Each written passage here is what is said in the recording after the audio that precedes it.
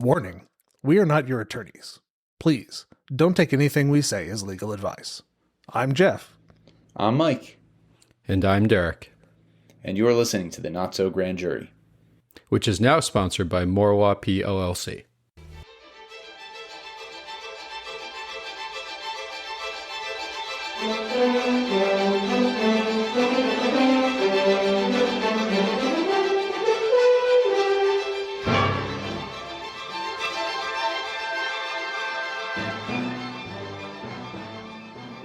All right, and we're back.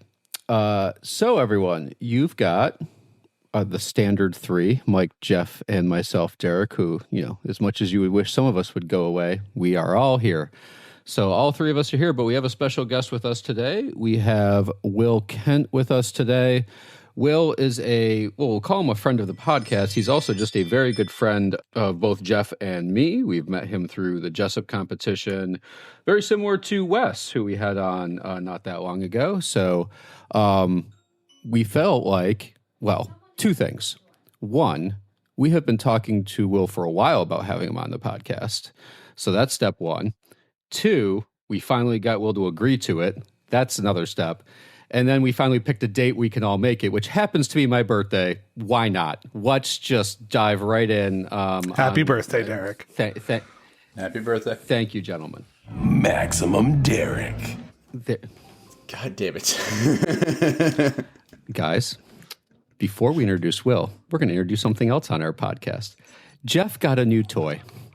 Now he claims that he got it for the podcast. Not a single fucking one of us believed that shit. He got a nice little sound bar so that he can play silly shit like he just played forever. We're hoping it's not going to ruin the podcast. We're only hoping it's going to make the podcast better. I am going to exercise some modicum of restraint. We'll believe that. But it was your birthday, so I felt like it was appropriate. We'll believe that when it actually gets exercised. Sure. But first, Will, before we jump into the introduction, we are talking about Spy Game today. Will, first off, give us a little introduction about yourself, and then second, tell us why Spy Game. Because I would have picked this independently myself, but I love that you picked it. Thanks. Will Kent. I was a military intelligence officer in the Army after college. Deployed to Iraq from August 06 to October 07 with the Human Intelligence and Counterintelligence Company, and I got extended during the surge. So we were there and got to do 15 months instead of our regular 12 that we were supposed to. When I got back from Iraq, I got out of the Army, went and got a master's degree from the University of Chicago, and worked on Iraq's reaction to the Iran-Contra affair, and then went and got a law degree and a master's of law in international stuff and started doing the Jessup, where I met Derrick and Geoff. I work on international development issues now, and that's why I'm here. Spy Game is really interesting because it incorporates a lot of history of the CIA, as well as a lot of really good instances of on-screen tradecraft. And so you get to see bits and pieces of what human intelligence is actually comprised of while they are building a tense story about very fictional Chinese prison break. So that's why Spy Game. I find this movie ties in a lot of great history and a lot of kind of really actual, just great visuals of what some of the things that I was taught for human intelligence and some of the things that I really find interesting. And we should note that we're also doing this in memory of the late, great Robert Redford, who just passed a couple of months ago. Yep. I will note that the first time I watched Spy Game, I was intrigued about working for the CIA. Like, it made me just want to do... The first time I watched Spy Games, I think I was still in middle school. I watched it while I was in college, so it was before the Army and before I knew I was even going to be posted for intelligence. And same thing. It was one of these things that made me want to go and do this kind of job. The other one that's like this is an even dumber movie called The Recruit with Al Pacino. Oh, I know that one. atrocious, but another very good piece of propaganda for the CIA. Man, there's a trope in that I'm also going to complain about in this one. Ooh, I don't have a great name for it yet, so we'll get there.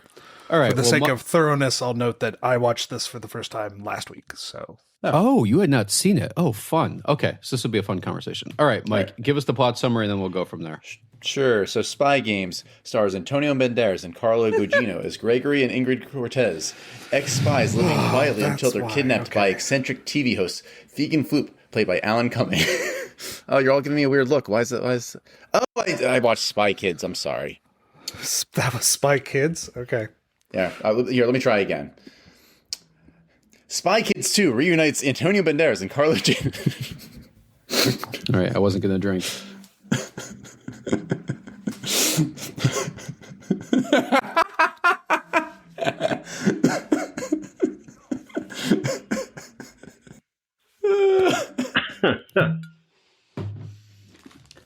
I apologize to the audience, but I need to get my alcohol before we keep going because starting out that way, huh? I'm not saying I wasn't skeptical of Mike, but I was skeptical of Mike. I had my reasons. I came very close to being like, Mike, you can't read your own plot summaries, let alone the ones that I wrote. And then he goes, you just seemed to want to go do it so much. I was like, okay, we're doing this. So this all makes sense. All right. Gentlemen, cheers. Also, did you know Spy Games and Spy Kids came out the same year? That doesn't surprise me at all. So we're talking about Spy Game, the movie that was directed by Tony Scott. Oh, man, I watched the wrong movie. That's fine. Honestly, won't change much in this conversation. Well, actually, it may. I don't know. You might bring up some really cool shit. I don't really know. Actually, it was great. So, he's always great. 2001 movie directed by Tony Scott follows veteran CIA operative Nathan Muir, played by the late great Robert Redford, basically on his final day before retirement as he learns that his protege Tom Bishop, played by Brad Pitt, has been captured in a Chinese prison on espionage charges. With only 24 hours before Bishop is executed, Muir must navigate bureaucratic obstacles, political maneuvering within the CIA, which basically at the time seems willing to sacrifice Bishop to preserve a delicate trade agreement with China. It's honestly very hard to summarize this movie, but there's basically 4 parts to the movie. There's 3 series of flashbacks through the film where basically Muir's mentorship of Bishop is being portrayed by Muir to the group at the CIA, where he's sort of explaining what happened in the past. And it starts during the Vietnam War, continuing through co-op operations in Berlin and Beirut.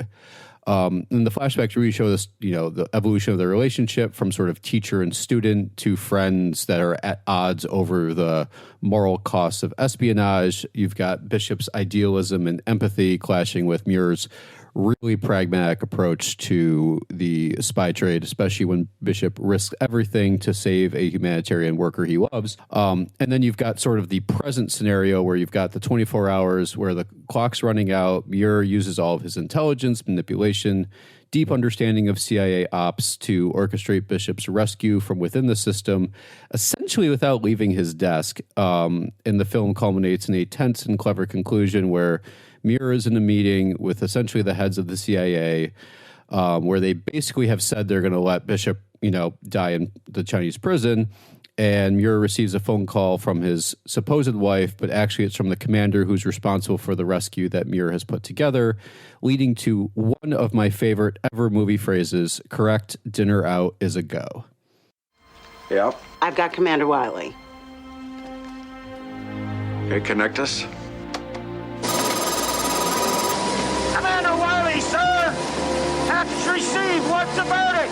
We're on for tonight.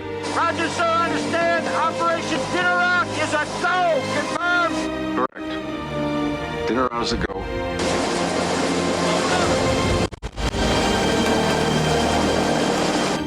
Dinner out's a go. Hell of a way to speak to your wife.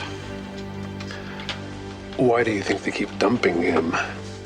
It might be one of my favorite ever clips of like any movie. And we'll get into the cover-wise part because that part's fun too. But I mean, for years that was my favorite movie scene of all time. It's because I one, I think it's very clever. Two, I love every aspect of the delivery, sort of how it sort of gets to the culmination. Like you see it coming a little bit, but you're not exactly sure how it's going to go down. For me, it's sort of perfect. And Redford delivers it phenomenally too. Sure. But anyway, why don't we start out by talking about the general thing, which is this whole thing is based on the fact that, well, espionage, spying, all the fun things. I have a lot of questions about the sort of whole premise of the movie. And I don't know if you know, Will. I don't know if you guys know, Geoff or Mike, but I'm going to ask the question. The whole thing is based on the premise that they've got 24 hours before he's executed. And there's an implication that he faces execution unless the U.S. government officially claims him, then they're going to hold off, and then they figure out what the hell to do next. I guess. Is that a thing? I imagine it would be a more valuable asset to have a government spy versus a random person who was trying to break into a prison. Like, they could probably figure out pretty quickly that, like, oh, this is a U.S. citizen who, like, former veteran, like, they probably could have guessed. Former veteran, worked for, like, some government agency, probably worked for USAID or something. Right. There's pieces in the plot that they explicitly say that the government has denied that he's one of theirs, and that comes out a little bit later. And as a result, they're going to try him as a common criminal. From what I could find on Chinese law from the 1990s, even if he were conducting espionage, the capital crime would have been a really high threshold to meet. Most likely would have been, even for murder, probably would have been put in re-education camp, a hard labor camp, rather than executed. So this piece, the 24-hour clock, is purely, I think, a dramatic piece. It's possible he could have been put up for execution if he were accused of espionage, if they thought that he was an American asset.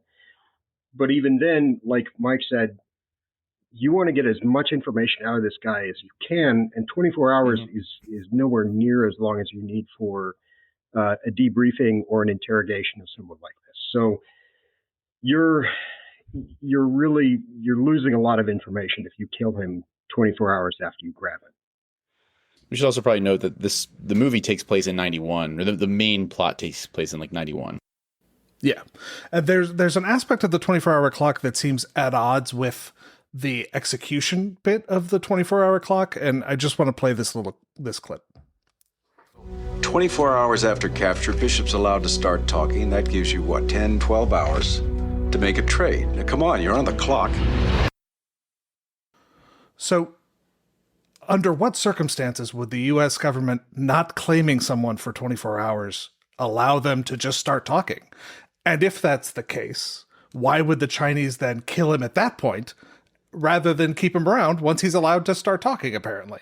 What is that anything? No, and I think this is purely for the drama of it. There's no situation where you're allowed to divulge classified information. You are trained to do.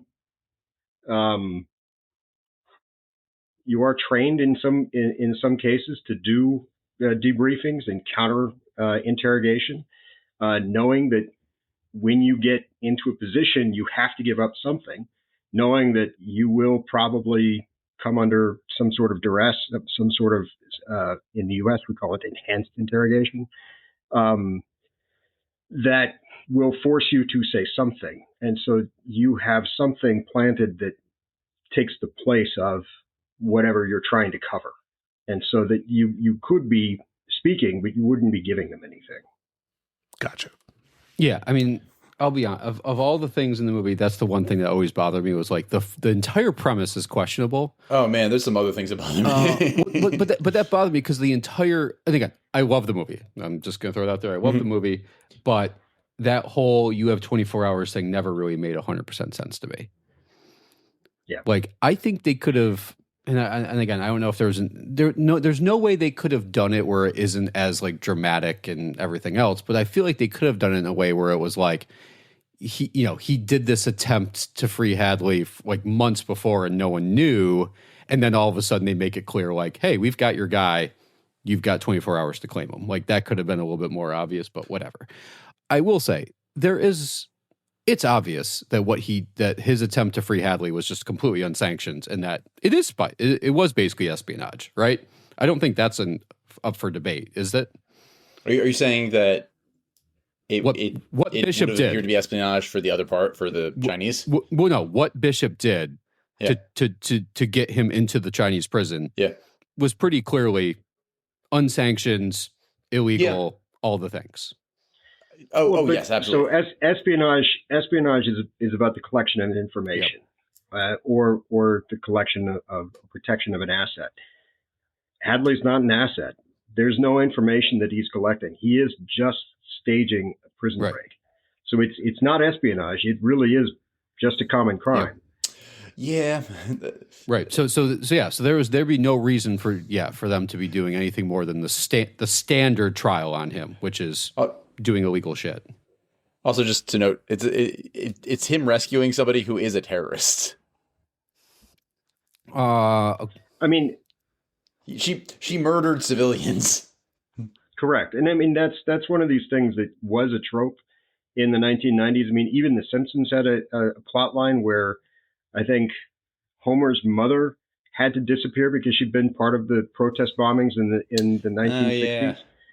So this is something in the 90s, like people did have to disappear. There were I was looking at it, there were thousands of bombings. The most popular or famous ones are by the Weather Underground. But I think with Hadley, they're trying to make sure that it's a protest bombing specifically on human rights in China, whereas in Britain, it more likely would have been IRA and the Troubles. And so they do delineate that. Why can't you go home? Why? I was involved with a human rights group in London. We bombed a building owned by the Chinese government. It was supposed to be empty and it wasn't. And I have to live with that.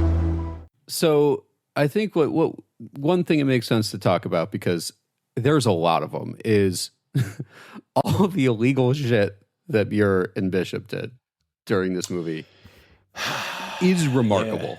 And it's funny because I spent some time researching sort of like all the illegal things that Muir did.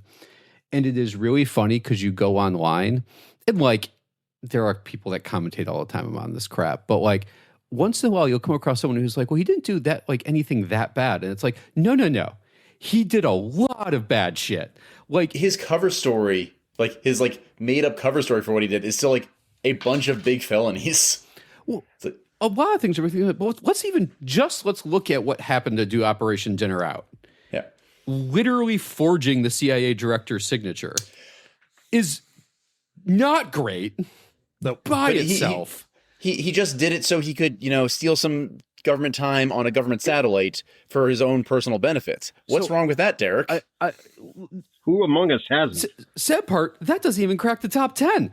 Like, shit. I mean, like... I know. I just think, like, his cover story is like, you would still go to jail for that. Yeah, you could, or at least get, like, by the way, you can tell he just hates Harker so much that he just wanted to piss him off.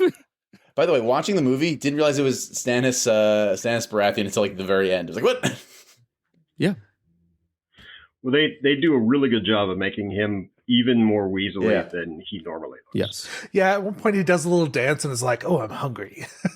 After, kind of mistreating Muir or what have you. You mentioned, he'd go to jail for just misappropriating like satellite time.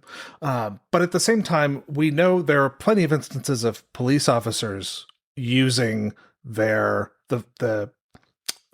various tools available to them to like stalk ex-girlfriends, things like that, we hear about a few, but happen far more often than we like to acknowledge. So I have no reason to think that the CIA is necessarily qualitatively different on that front. I understand what you're saying, but also like if someone came forward and said, oh yeah, I'm using the government information to stalk my ex-girlfriend in front of a large group of people, they would probably get in trouble. I think the difference, and definitely the one that they intended for the audience, is the difference between the police officer who's there to uphold the law and the CIA officer who is there to subvert and break and clandestinely twist at the law as much as possible. I think they expect that in a room full of people that are part of that culture, it gets a wink, wink, rather than, oh yeah, well, of course, he's retiring. He's using all of the things that are available to him. I think you have a difference between a cop who's supposed to be paragon of excellence, supposedly, and a CIA officer whose entire job is to break the law and not get caught. Fair point. Fair. Yeah. No, and I think that's sort of how I took it too, which is why I said I'm not even sure if that cracks the top 10 or at least top 5 of things he did. I never thought about this until I started watching it for purpose of this podcast. Did he misappropriate funds or did he not? It is very confusing where the $282,000 came from, because he both says it's his life savings, but then the conversation with Harry Duncan, he says it's not like it's your money. Oh, no, Harry Duncan doesn't know. Harry Duncan thinks that it's the CIA or the government's money, and that when it's really, it literally is his life savings. That's how I interpreted it. Will? Yeah, that's why Harry's surprised that he's even negotiating. Yeah. Let me get this straight. Harry thinks this is an actual op. That's not just Muir doing this from like... Harry's doing his job. Right. Harry's just doing his job. There's just a lot of conversations with Duncan where I feel like he's figured out that this is weird. Well, he gave him a heads up when he shouldn't have, so he's aware that something's a little bit off. Right. Okay. I think I'm there. So he didn't actually misappropriate funds then, maybe. No, his cover story was a massive felony when really he committed just entirely different felony. I mean, he appears to have like commandeered several Black Hawk helicopters, at least one Navy ship to assist him in this mission. Like, he didn't misappropriate $200,000. I mean, he may have misappropriated equipment and well worth more than that, which is probably millions of dollars. Yes, right. Correct. Is it somehow illegal for him to pay for? Who did he give the money to? He gave it to. He bribed. Well, he bribed a foreign official, so that's bribery. He bribed the foreign government officer to shut down. Yeah, so that is actually a different felony. Well, that's a different one. So yeah, what he's doing is a crime, right? So the CIA, if you read books like Legacy of Ashes and things like that, good histories of the CIA, you see case officers, which are the people who run sources for the CIA, case officers putting together different sets of funds, different bank accounts, and paying out of those. It wouldn't be surprising that you had this non-standard bank account, particularly one that was probably protected in a tax haven, suddenly paying funds out. It's still a crime, but again, that's what the CIA is set up to do. They're there to commit espionage. Espionage is a crime on foreign soil, so they are breaking the law, and to do that, they have to break sometimes lots of laws, and bribery being one of the lesser ones, frankly. Well, and it actually brings up an interesting point, because, and I'm hoping it's going to be our last conversation before we do the grades on this episode, is what's the next scene of the movie? Oh, that's a good question. Can I jump in real quick? The law that he did break was the Foreign Corrupt Practices Act. Foreign Corrupt Practices Act makes it illegal for individuals or companies to offer bribes to foreign officials to obtain business. Right. So in this case, like bribing them to shut down a power plant. And because what's interesting is, and we'll get into, I think we can get into this more later, is I don't think they want to make this public. That one dude managed to do all these things that, by the way, the CIA loves to do anyway in their ops, but he just managed to do it under their noses. Like, this doesn't come out to be public. He might die, but it doesn't come out to be public. But if they don't so do they, because the president's supposed to meet with the head of China like that day and negotiate a trade deal. Meanwhile, this just happened. I don't know what happens. This would be a very good episode of The West Wing. So, I mean, in 2001, you had the spy plane that was captured by the Chinese, which was a whole 10-day 2-week long thing before we got the pilots and everybody back. That was an international incident. And I think that we have to look at prior practice, right? I mean, any of these operations where they go in to try to capture somebody or save someone or whatever, it's incredibly optimistic on Muir's point to even think that this will succeed. I mean, the first one of these long-range things that we did that we know about was the attempt to rescue the Iranian hostages, the first Delta mission, and you have Seahawks blown up, you have lots of Delta operators killed, you have an entire fueling blivet and a fueling airplane that goes up. Even in something more recent with Osama bin Laden, one of the Black Hawks crashed and they had to detonate it on site, right? More recent than that, you had the SEALs go into North Korea, end up having to kill a bunch of civilians, and they ultimately completely failed to put the listening device or whatever they were going to plant there.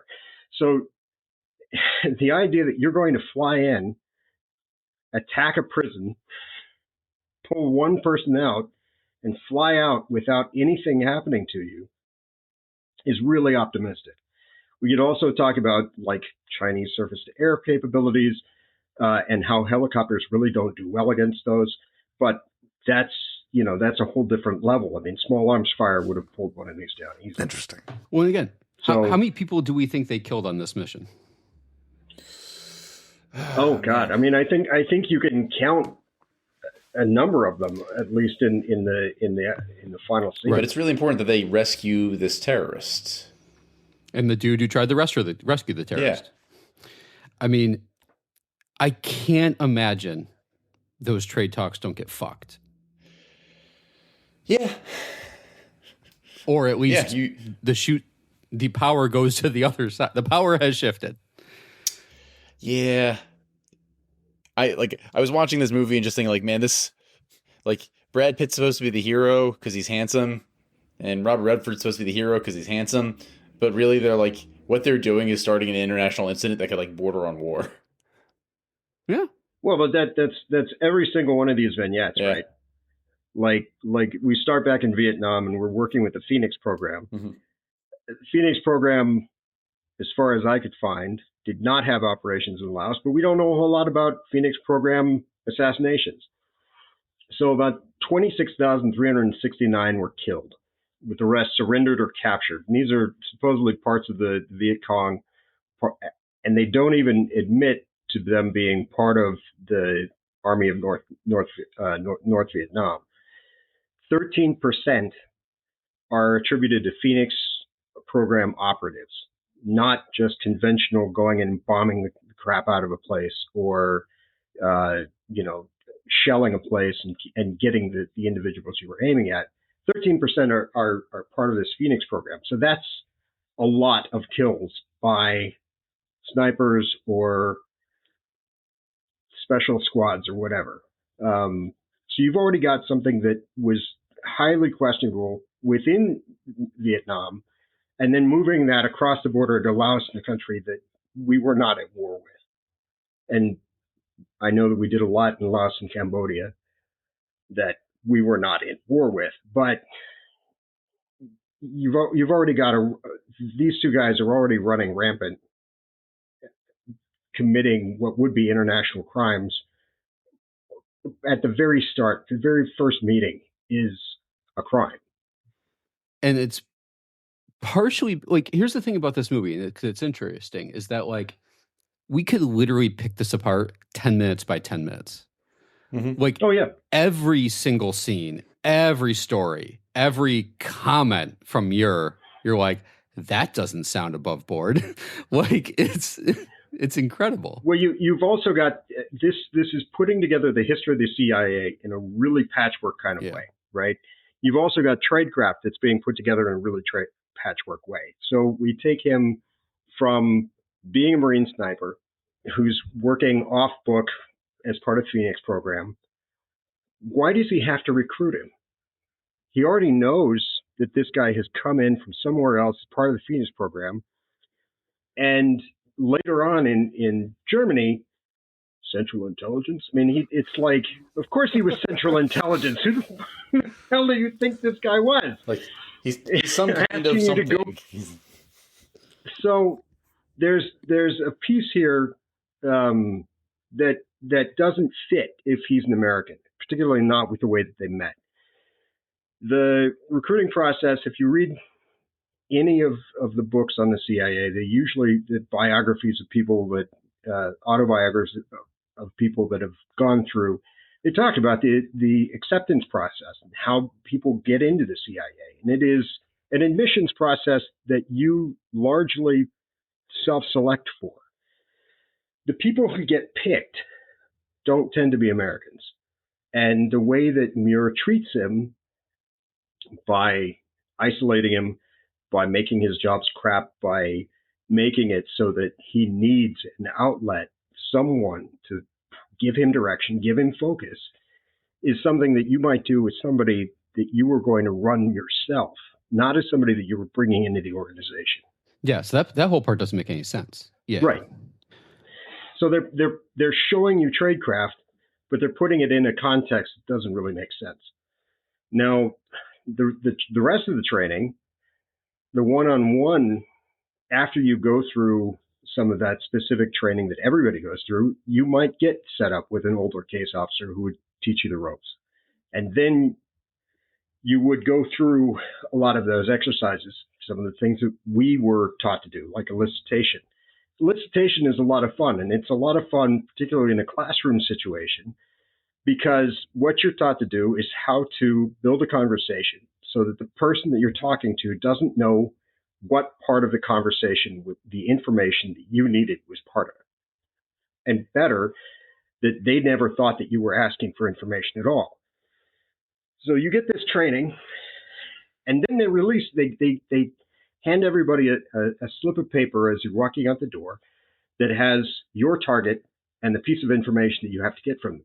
Now, everybody in that class has just sat through the fact that how you're going to try to elicit information, and they know that somebody is going to try to elicit something that you don't want to tell them. And so it would be as serious as like you would find someone else's social security number. And it's like, okay, well, we were all part of one platoon or one company. What happens if it's not somebody that you talk to every day? How do you build the conversation so that you can even start the elicitation so they don't think it's weird that in 24 hours you got asked to return this piece of information? And so they would have you the next day. It's like, all right, who was the person that was after you to get that information? And after one day of training, it's like 50% of the class, 60% of the class will point exactly the right person. And then like, all right, what were they trying to get from you?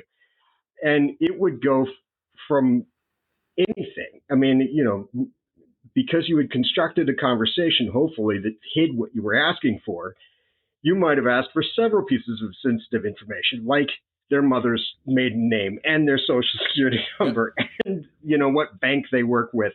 And then they're like, well, it's one of those. I don't know. And it's like, you gave them those? Well, it made sense in the conversation. Right. When actually they wanted to know where they were at 3 days ago at an airport or whatever. Right. You know, exactly. Yeah. The other really fun one is, you know, they have this scene in there where Muir tells them to go up and be on one of those balconies in a minute. That's something that you are taught how to build rapport and how to like talk to somebody and build a conversation so that you can get them to open doors for you. And that's a fairly innocuous one, but you know, he got this old guy to let him into his department and offer him coffee. You just gave her 4 pieces of personal information for one dubious impersonal fact. Just trying to find out where she got that dress. Okay, what did you tell her? 1, you're straight. 2, you're engaged. 3, tomorrow's your girl's birthday. And 4, you have no taste in women's fashion. What if she were an asset? You told her 4 lies that now have to be true. That's actually super interesting. I love that. The like, you can't lie to get information, or else now that could have to be true. I want to note that Robert Redford's character Muir implies that Brad Pitt's character is gay because one of the lies is that he's straight. Which is odd, given the rest of the movie. That is interesting. But, well, it's just one of the pieces of information that has to be true. Yeah, it has to be part of his cover. It means that if he is gay, then I don't know if he was implying that he was gay. My favorite piece of this was that as Muir is talking in the present day, he's asked, "So how many wives have you had?" And you can see him panic because he's already on 3 and he's not sure how many more he's going to need, but he knows he needs at least one more. Right. But I do. It is interesting that he did that conversation about personal information, because based on everything I've researched and know about how sort of assets work, if you need information, you don't want them to realize who you are or anything about you. Like, you get the information, you leave, and it's like you never had that conversation. There are different levels, right? When we were working with people that had either low levels of access or low levels of seniority, or had not hit other benchmarks for running an asset. Okay. So they would come in and they would come on base and try to sell us information, possibly. Or it would be somebody that we had met out in Iraq, and we would try to make sure that they were safe, to have them have a place where they could talk to us, where it wasn't suspicious, and drop them back off somewhere else. Once they got to a level where they met benchmarks, we had to actually hand them off.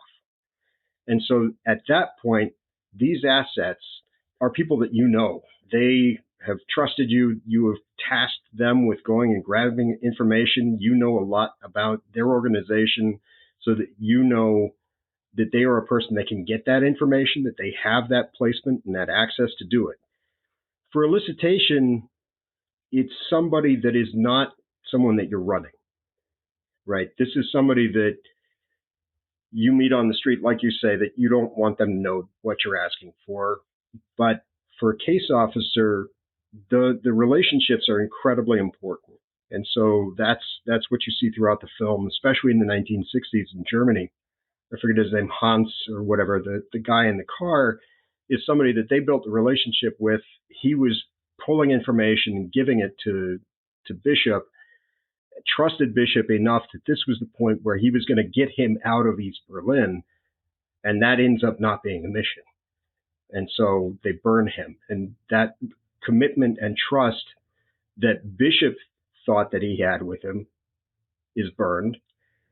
And so when Muir tells him that this guy was going to burn him for the Russians, that he had this American agent that he thought he could use, Bishop starts questioning his ability to run this guy and run him safely. Right. No, that makes sense.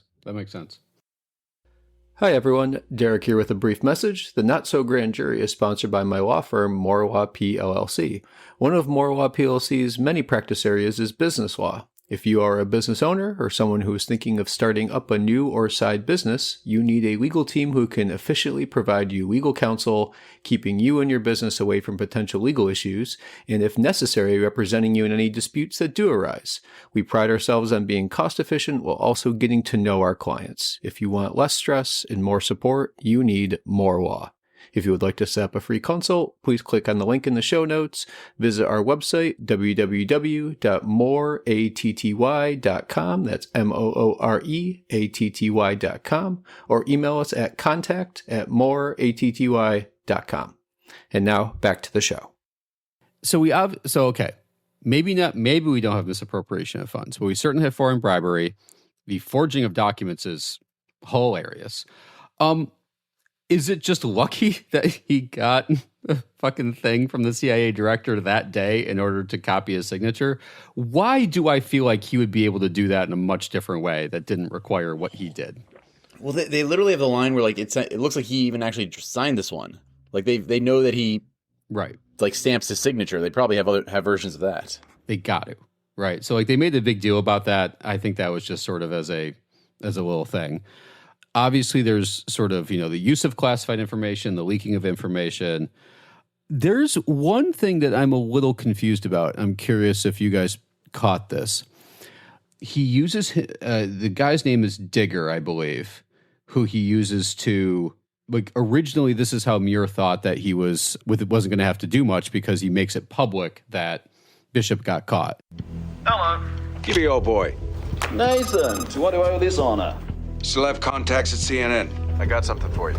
Talk to me. How about CIA operative caught in the act of espionage?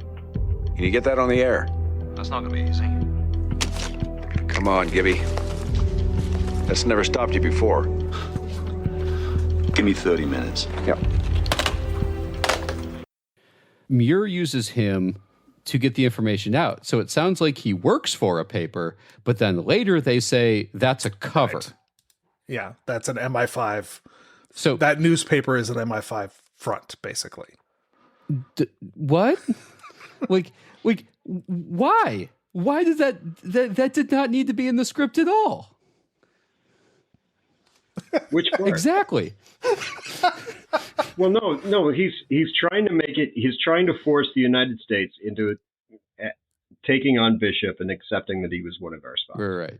That gives him status.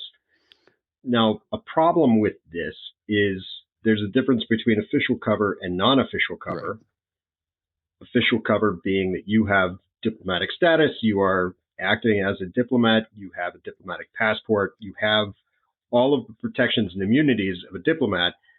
And so when they find out that you're actually a spy, all they can do to you is call you persona non grata and kick you out of the country. Mm-hmm. If you do not have official cover, then you're just a person spying. And you have none of those protections and immunities. And so there are cases, for example, I mean, a lot of people that get arrested, right, do not have official cover because they don't have diplomatic immunity. And so there have been, that's when you hear about these spy swaps, the bridge in Germany that Tom Hanks made the movie about, with the U-2 pilots. U-2 pilots were not diplomats. So they were conducting espionage, and when they were shot down, they were spies. And so they were arrested. There was a Chinese-American-U.S. spy swap sometime in the 90s or more recently, but nothing at this point. So I'm not sure how they get him if he's not official cover and how making this public really helps, except that in the American consciousness, I think we have this idea that all of this is just kind of one wibbly wobbly mixed up ball of stuff. Sure. And to kind of leave no man behind. I'm confused why he needed to be like any type of cover, because the whole point of him in the movie was for him to get the thing out publicly.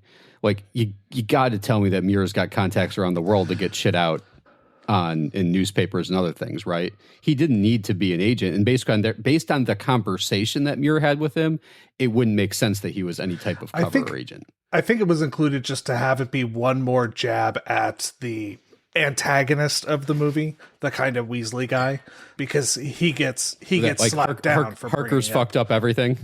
Gibson. Well, it was a way to sort of show Harker that even though he thinks he knows more than Muir on everything, he actually doesn't. Because that was a point of like, we've Digger out of this. He's, he's an agent there. It's a cover, blah, blah, blah. It's also the one point where we get kind of the idea that the United States is not just doing this by itself. And they picked Britain. It's one of the Five Eyes. Five Eyes are US, Britain, Australia, New Zealand, and Canada.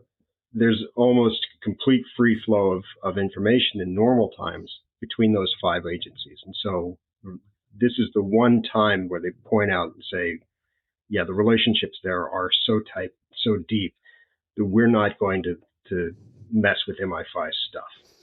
Yeah, fair enough. It seemed like it wasn't necessary, but I get the point. So, but having an intelligence officer posing as a journalist does raise some interesting questions along the lines of, the fact that Bishop is using humanitarian aid and medical treatment as a means to an end.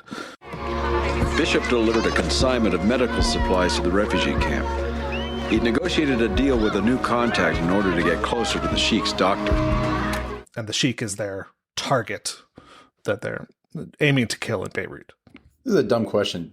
Were the Five Eyes a thing in 1991? So the Five Eyes have been there for a very long time. The only time that it was disrupted was during, well, now for a moment, with Venezuela. But when the United States invaded Iraq, New Zealand decided that it would not take part in it. And so we had the Four Eyes instead of the Five. Gotcha. I mean, it was officially established, what, like the 40s? I have no idea how old it is. I mean, the Atlantic Charter is probably 40, 41, 42. 1941. Yeah. Yeah. So it's been going on for a while. What do we want to talk about next? I mean, we've got to aid organizations and we got to killing the sheikh. I think so we could go there. Yeah. Either of those make sense. Will, whichever one you want to talk about. But I just want let me ask the question about that, because it's hilarious that they have this sort of like, this goes to the whole surgeon versus the, like surgically trying to take someone out versus bombing a fucking city block to take someone out. That is okay. Well, that actually takes us to Executive Order 12333. Take it away, Will. At the time that they're talking about killing the sheikh, they were under at least 3 levels of executive order, including 11905, signed by Ford, 12036, signed by Carter, and 12333, signed by Reagan in 1981, all prohibiting assassination. In fact, in 1985, the CIA got into a bit of trouble because there was a bombing attack, a Beirut car bombing, that had links to the CIA.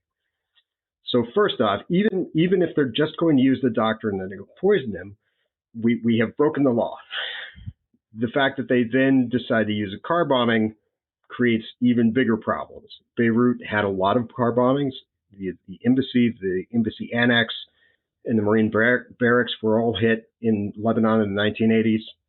Part of the reason that we were working in Iran-Contra was because the Reagan administration had been told that Hezbollah, the group that was responsible, was listening to Iran, and if we gave Iran weapons, they would stop bombing Americans in Lebanon. Also a crime. So in March of 1985, you have a car bomb exploding close to the house of Shia cleric Syed Mohammed Hussein Fadlallah in Beirut, Lebanon, which was a failed attempt to kill people, but it killed almost 80 people and injured 200, almost all of them civilians. There was talk that this had been supported by the CIA and possibly ordered by the CIA.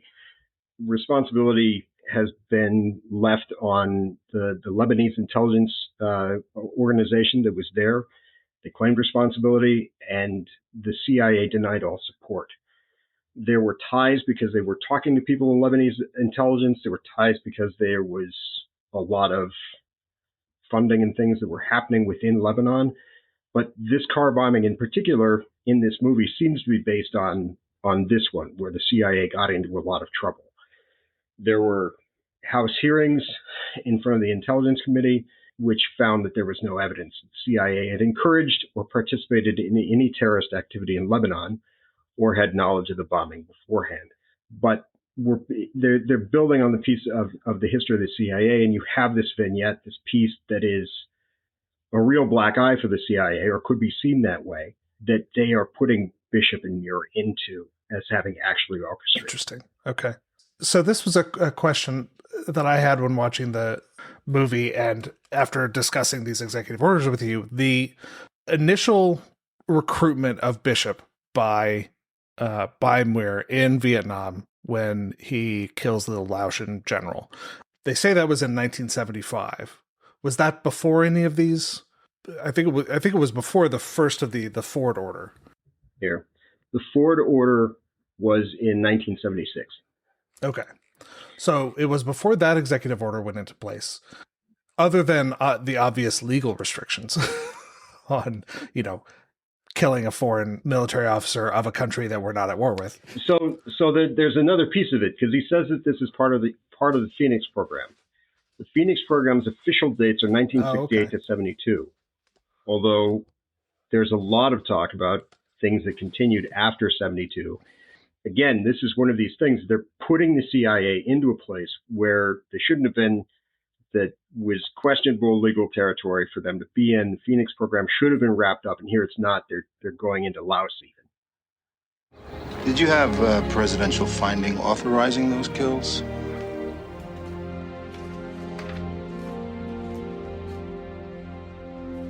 I don't believe we've met. The great part there is how he just turns it around and says he's not even going to answer the question. He's like, I don't know who the hell you are and why you would be asking me a question. That's just great delivery by Redford. Is a presidential directive anything? And if it is, would they have even needed it in 1975? I think it's them trying to hem Europe. And there were 80,000 people that were wrapped up in the Phoenix program. And 26,000 of them were killed. There was not a presidential directive on all of them. Now, if you say, well, the Phoenix program ended in 72, what were you doing under the auspices of the Phoenix program after that? Maybe there's a question. But I think they're creating bureaucracy from Monday morning quarterbacking decades after the fact in order to create another reason to burn Bishop. And I think it's mostly for dramatic effect. It does happen in TV shows and movies all the time when they kill the foreign leader in West Wing and they like rescind the executive order to give him cover to kill the foreign leader. Is that a thing? I mean, like it seems like that's just, if anything else, a technicality than anything else. I mean, the president could do that. It's an executive order. They can issue a counter. It seems like that's a nothing. Like a big no. Oh, it's dumb. It's so dumb. So dumb, it's brilliant. No! It's just dumb. And I mean, just to be clear, a lot of the executive order here, even in 1976, is coming out of the murder of Kennedy in 63. I mean, before that, CIA had been trying to kill Fidel Castro with exploding cigars and poisonous bodysuit. I mean, all of these crazy things. If Cubans were involved, it was to get retribution for JFK trying to kill Castro. And so they're like, well, we're going to have an EO says we won't assassinate. So we're unilaterally disarming so that you won't keep trying to kill our president. But then we'll just rescind it whenever we want to, and then we'll bring it back in after that. Well, yeah. I mean, that brings up bin Laden, right? I mean, what was that if not technically an unlawful combatant? So we could do whatever we wanted to him. So the idea that, if you're going to find a colorable legal basis to get around these things, you just say, well, that's not a real government, so it's not an assassination. So let's talk about the humanitarian aspect of all this. Which happens over and over and over, and the CIA has used aid in the past as cover, particularly, I think, the record showing Cuba. But again, not to keep harping on bin Laden, but the bin Laden raid has a lot of the aspects that come straight out of this movie with the exact kind of vaccine mission that the aid group is doing in the prison. That's how they got bin Laden's family DNA from that compound and could confirm that he was there.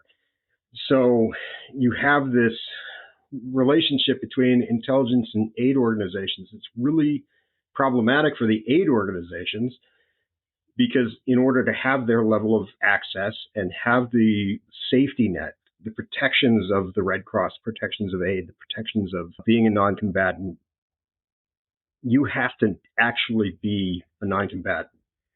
And when you have people that are infiltrating that and using it, that erodes that confidence and trust so that people think that, well, it's Red Cross, it's just a front. It's USAID, it's just a front. The vaccine aid groups have had significant problems since bin Laden killing because they know that the CIA was involved in that. And so why would they let them into their home? Why would they let them into their country? Why would they let them have eyes and ears in a place that's sensitive? And remind me, the vaccine program under bin Laden, that was an attempt to get the DNA from his family, and they even failed at that, right? Or they may have gotten his DNA, but they couldn't locate him. Is that what happened? It's an open question. Okay. I think there's a lot that we don't know about that. I can also, the vaccine program was there to find his DNA. Right. I think there was some pushback against some COVID vaccination efforts around this as well. It's because of the microchips they put in there. Well, obviously. I mean, just be magnetic. Now I'm magnetic. I have superpowers. The government is tracking me right now, guys. But how are they tracking me? How are they tracking me? I only holding up his smartphone. Right. Guys, I only had the one-shot J&J, so mine was a big microchip. So, yeah. But no, the efforts to vaccinate against COVID, continuing efforts to vaccinate against measles have gotten a lot of pushback because of the potential connection to intelligence. Also, it was like a reason to tear down USAID. Like there was a portion of USAID was probably used as a cover story for some intelligence assets, and that became a very good target for the Joe Rogan crowd. According to the Center for Strategic and International Studies, specifically on the bin Laden attack, prior to the 2011 assault in which bin Laden was killed, CIA used a local doctor to fake door-to-door vaccination campaign in Abbottabad. That became public. The Pakistani government ordered Save the Children, which was not involved, to leave. Access for polio vaccinations in the Northwest region ended abruptly in June 2012, leaving in isolation 250,000 children who are not vaccinated. People began murdering polio vaccine workers, mostly women, and the Taliban banned immunizations in places under their control. So this is something that had long lingering effects and regional effects because now Afghanistan is back under Taliban control. We have to assume that if they have started vaccines, and that was probably a hard-won victory, and if they have not, then it is still to be fought. And that's really bad for a country that already has a decimated health system. One of the few parts of the world where polio is still wildly circulating. I want to jump back and correct myself. I said measles earlier. I meant polio.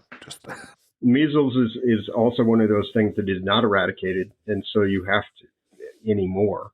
And so, whether it's measles or polio, you have resurgence because of idiots who've read a paper that was withdrawn. And by the way, how does Bishop successfully get the electricity to go off? By jamming? Oh, he put some gel on his hand, and then he stuck the whole plot is he is faking his death by getting electrocuted and somehow not getting electrocuted because he had some gel on his hand. Also, the fact that the Chinese folks don't immediately kick these people out of their prison because this dude has just gone, off and tried to do something with power. Like they're out of there. The movie does not do a good job of showing the opposing viewpoint, right? We're the good guys. We do everything right. Our helicopters never crash on missions. They are brutal. They execute people in 24 hours. They torture the crap out of this guy who apparently has just committed a petty crime. A felony. He murdered a couple of people. A prison break. But they really go to every effort to show that the bad guys are bad guys. And we're good at our jobs and the Chinese are bad at their jobs. And that's one of these things that is a problem for the United States, not just in movies, but also in the professional setting of underestimating the enemies because we're the good guys. We're good at stuff. We have better tech. Of course we do. We're number one. Right. And so this movie doesn't get away from that trope. Meanwhile, Ukrainians are putting together drones to fight the Russians in their garages and blowing everybody away, metaphorically. Well, and I guess literally. And literally, made out of cardboard. No, what the Ukrainians are doing on pennies on the dollar is incredible. But let's talk about, I want to get into Hadley for two reasons. One, it's truly amazing how much they talk about her and then so quickly gloss over and we did a trade and now she's in the prison. It was really amazing how it felt like... Yeah, that's a whole plot point that is not touched on, yeah. I wonder if there's like an extra scene that they shot or didn't shoot. She had worked both ends against the middle for so long. Little decided to give up and go home. The Chinese, of course, had serious problems with it. A lot of little ones, one big one. The London bombings claimed the life of the premier's nephew, and they don't tend to forget that kind of thing. And that was the thing that led to them doing the prisoner exchange, right? Muir negotiates someone else's release, and in exchange, they kidnap her and put her in prison, right? That is 27 seconds of the movie when they have spent the movie getting us to know her. It's such a quick, this is why she's in the fucking prison. And it's honestly, she's like in very little of the movie itself. It's true. Well, but they do a good job of sort of like letting us, at her, like in getting us to know her. I mean, you know, Muir meeting her and basically saying, "Why can't you go home?" This is, I mean, this just follows on, right? The idea that in the 1960s in Berlin, late 60s, early 70s, Bishop has not vetted this guy, trusts this guy way too much, who is apparently selling him to the Russians. We find out in Lebanon, he thinks he's running her, and he hasn't done his homework. Right. And so you've got this guy that really needs a mentor. He needs somebody putting the guardrails on. So, Elizabeth, do you miss London? It must be tough not to be able to return. Why should that concern you? What are you talking about? I don't know if she's mentioned that she's not welcome at home. Parents won't talk to her. Her brother and two sisters think she's crazy. She's a fanatic. Stop it. This is ridiculous. Yeah, you just met this guy. No, please, please stay with your friend. What the fuck are you doing? Exactly what you should have done. Your homework. Nathan, she set us up with a mod. Oh, yeah, so she's just an asset, huh? Did it ever occur to you she might see you as an asset? Yes, it did, and I'm telling you, you're wrong. How'd you two meet? Did you mark her, or was it the other way around? I know that she's not in the movie all that much in terms of minutes, but obviously she's, you know, the linchpin to this movie as to why the hell he's even in the situation he's in. They sort of glossed over and this is why she's in the prison. I didn't realize that until I watched it this time around, and I was like, well, that was quick. That's a little bit of a gloss over. Yeah. It's also, I looked at the Extraordinary Rendition program and when it would have started, and it would have started after 91. Officially, it starts under Clinton in 95 with Egypt as the partner. And in that situation, you're not trading somebody. You are taking them somewhere else to hold them because they don't want to bring them back to the United States where they would have full rights for whatever trial or court date that they might have otherwise.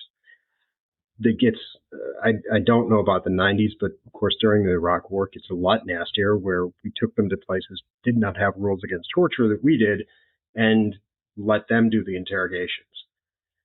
So even then, the rendition to another country isn't in a swap. And I couldn't find anything on unofficial swaps. Anytime that you've got anybody that's being convicted of espionage being swapped out, it's almost always, at least officially from what I could find, a really high level state-to-state national conversation that is very public. And so this doesn't really make sense for me either.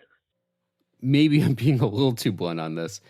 If you really don't want someone out there, don't you kill them and not just stash them in a prison? I mean, what, and I say that, you know, very just sort of beneath the skin thing, but like, it doesn't make sense. You're not getting anything out of it. It also isn't consistent internally with the film, right? All this guy has done is broken into a prison. He's going to be executed in 24 hours. This woman apparently killed the premier's son, and she's still in prison. Very good point. Right. So, yeah. Well, and by the way, looking fine, not tortured from what we can tell, looking pretty fine. So they're just chilling her in a cell, apparently letting her eat fine. I want to add one note that I do like that they did is when you first see her, she's covered in sheets or whatever, so you don't actually see who it is. So when you're introduced to Hadley, you don't instantly know that this is the person he was rescuing. Right. Well, that was their attempt to hide it until we figured it out later on. Yeah. Right. Yeah. I didn't know it was her. Yeah. No, not instantly. Fair enough. I do love that, like, Robert Redford and Brad Pitt fit so well together? It was definitely some of the things that I read about this movie is it was supposed to be the handoff from Robert Redford to Brad Pitt, and it just didn't take off, and so Brad Pitt didn't get the same kind of bump they expected him to, even though he's. Yeah, I mean, if only he'd been a big star. Do you know what role he turned down for this? Born Identity. Born. Oh, really? Yeah. Born. Yeah. Right. He could have been Born, which would have been really a different situation. Yeah. I think you could see him doing that. I could see him doing it. I love both. I love Spy Game a lot. Yeah. I love the Bourne films. I kind of love how it came out because I'm not sure if I would have loved it the other way. Random trivia. Can any of you name another Robert Redford Brad Pitt movie? And hint, it is a trick question. In other words, is there not one? In 1992, Robert Redford directed A River Runs Through It. And Brad Pitt's that was kind of he directed it. Through It. Yeah. Runs Through It was the one when I was in high school that all the girls were like, "Oh my God, Brad Pitt." I feel like this is a sort of successor to Newman and Redford in Butch Cassidy. Oh, yeah, that's funny. Does anyone have any other small things before we do what I think are going to be the final two things? The first being, what is our theory on the next scene of the movie if it were to continue one more scene, and then we'll get into the grades. I want to note two things for both dealing with the opening moments of the movie. Robert Redford is called by his friend and says he can get to DC it'll take him 40 minutes to get to Langley from downtown DC. And now 3 of us on this call have or do live in DC. I cannot imagine getting to Langley in 40 minutes at the best of times, let alone morning rush hour traffic. That made me laugh. The second, he's calling his friend from his car, and the movie knows that this is a problem because his friend screams at him, "Are you calling me from your car? Are you out of your fucking mind?" So the movie's aware that he's playing fast and loose with the rules, even with the rules that they're supposed to take seriously. Duncan, what the hell's going on, Harry? Read the cable. Look, if I'm walking into a shitstorm, I gotta know which way the wind's blowing. Boy Scout's in trouble. What kind of trouble? Where are you calling from? Are you in your car? Are you out of your fucking mind? He's a big boy. He can take care of himself. You call me from Secure when you get there. So it's not as though the movie is unaware that he's not really following the procedures he's supposed to. The one thing that they don't do is ask, is this a secure line? Which you always know because you have to turn it on. You're on the call. You're both on very special communications equipment. You have to turn it on to secure. So it's not like you just get a call on your normal phone and it's even on landline. It's just a secure line. It's like unless it's between those two communication devices and you have pressed the button or turned the key or whatever the hell it is, that's not secure. The other thing is there are no telephones inside of skiffs. And so there is no way to call into one, at least normal skiffs. There are no cell phones and anything that you take into it that is at all mechanical. I had a CD player. They had to check it. They had to put a sticker on it, and it had to live in the skiff forever on. So that was there's no taking things back in and out. Still of it. there, just collecting dust. Okay. Or got destroyed. I'm sure. Well, it actually might still be being used because you can't bring in any kind of thing that holds data. Right? Definitely not take it out. So you couldn't take an iPod in, and that's why I had a CD player. So it's you and all the hipsters who are buying up this old tech. Well, I mean, this was back when the changeover was still happening. It's people still had CDs. It was the years of the Nano. I'm just picturing Star-Lord seeing somebody else using his tape player in the prison in Guardians of the Galaxy. Somebody brings a vinyl player in, just a. All right. What happens after this? I need to know my answer because I there's 2 reasons why I really want to know the answer. One is he's now apparently poor. So but he has a good resume, he could get another job. No, but I think the point is he's got to now get away from the CIA. They are going to find him. Because the original thought I had was he leaves and just goes off the grid. Just straight up, no one needs to find me ever again, and he's going to pop up somewhere. I confessed to a bunch of crimes. I committed other crimes. I can only imagine. It was part of the Phoenix program, I need to get somewhere with difficult extradition treaties. Possibly beat someone to death in East Berlin. He did a few things. So I'm really curious if you guys have theories, because my theory originally was that he goes underground. And I'm like, wait, he's got no money. Well, now. he cleared out that. He's used all his savings. And he calls it his life savings, but he spends the entire movie lying about shit. So, fair enough. He could have millions anywhere else. Probably not.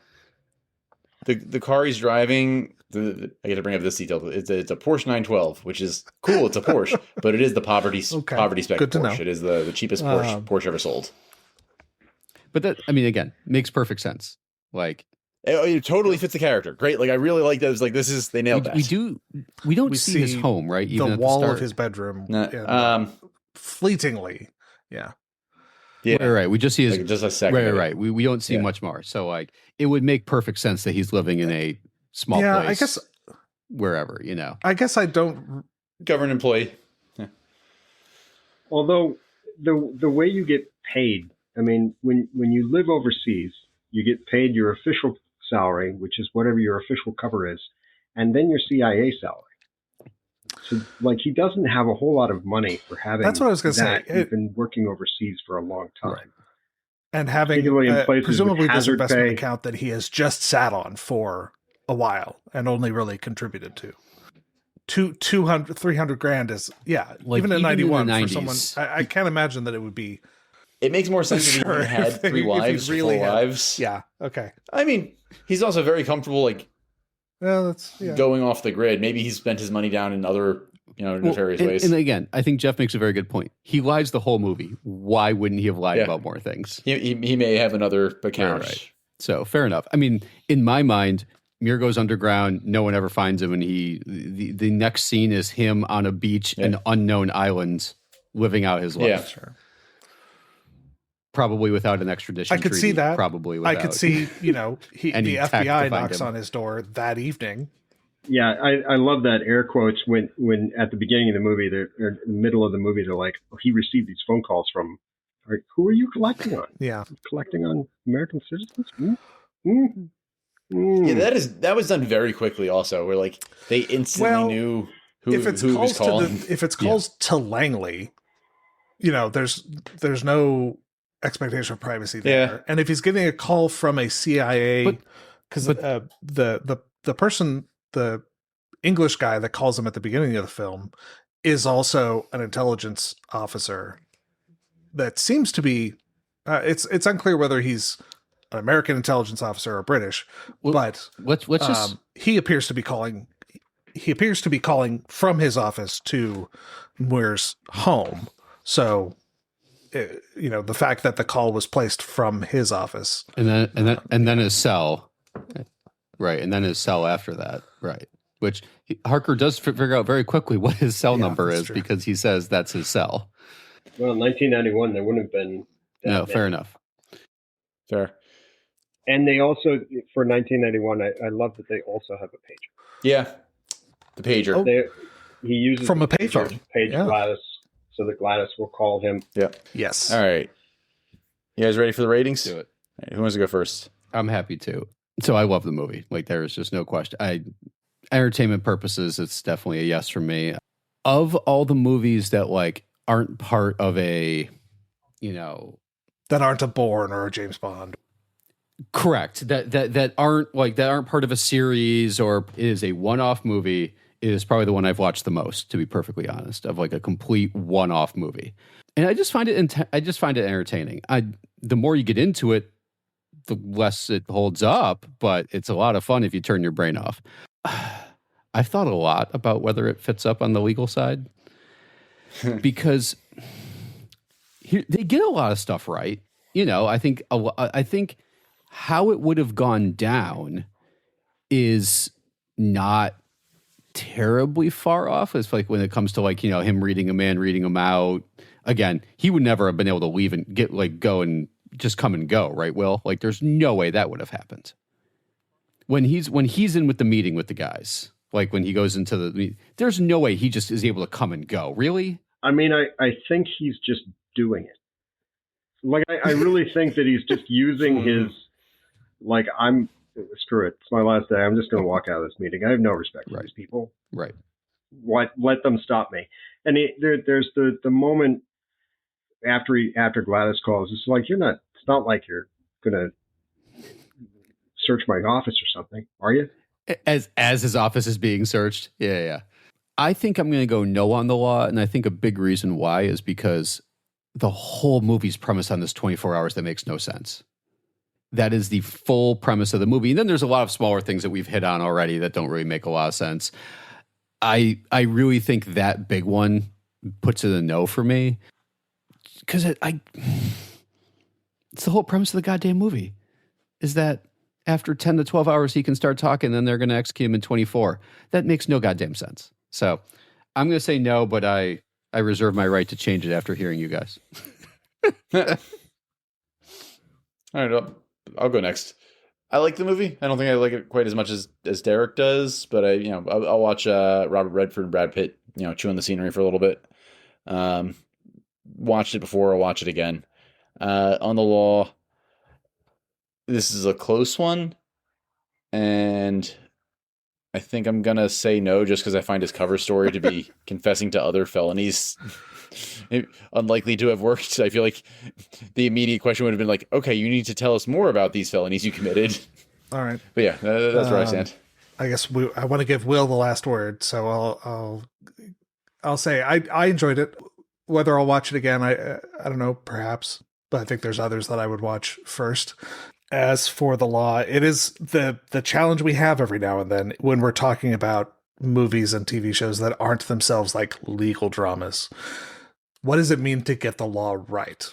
Because he's playing fast and loose with the rules the whole time. And as Will pointed out, that is a big part of, his job. But a number of things that they explicitly state about the law is wrong. I think I am also going to say no. Well, no. Hang on. I'm not going to say no. Just no. Our last recording when when I said something to the effect of, this is so far on the better end of the spectrum of what we normally watch.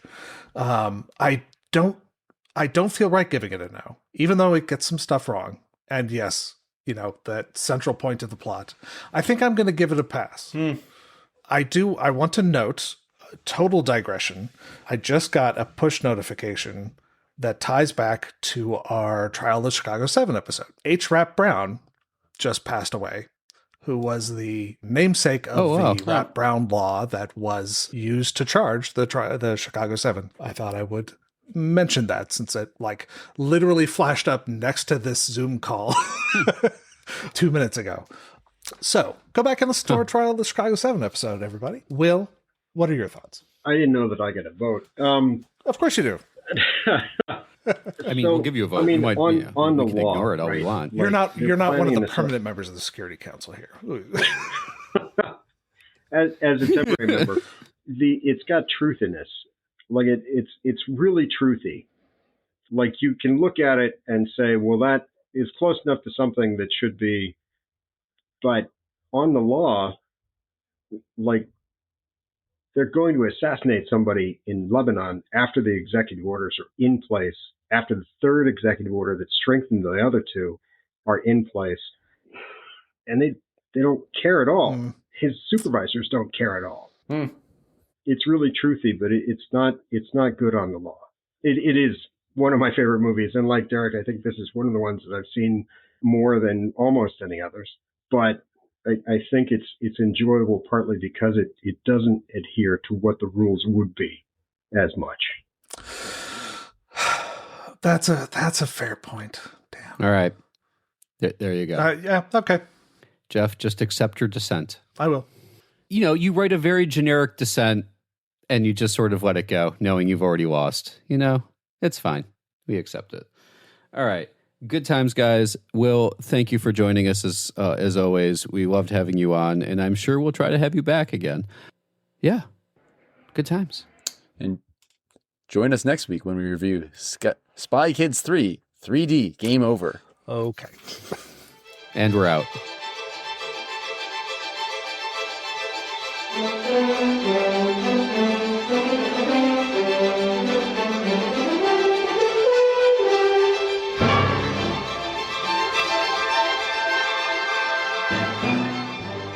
The Not So Grand Jury is sponsored by Morwa P. LLC.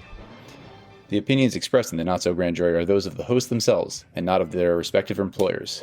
The theme music for the Not So Grand Jury is from Gustav Holst's Jupiter and is in the public domain. If you'd like to get in touch with us, if you want to suggest future movies, or even if you want to offer corrections, you can email us at notsograndjury@gmail.com or message us on any of our social media accounts. The Not So Grand Jury is copyright 2025, all rights reserved.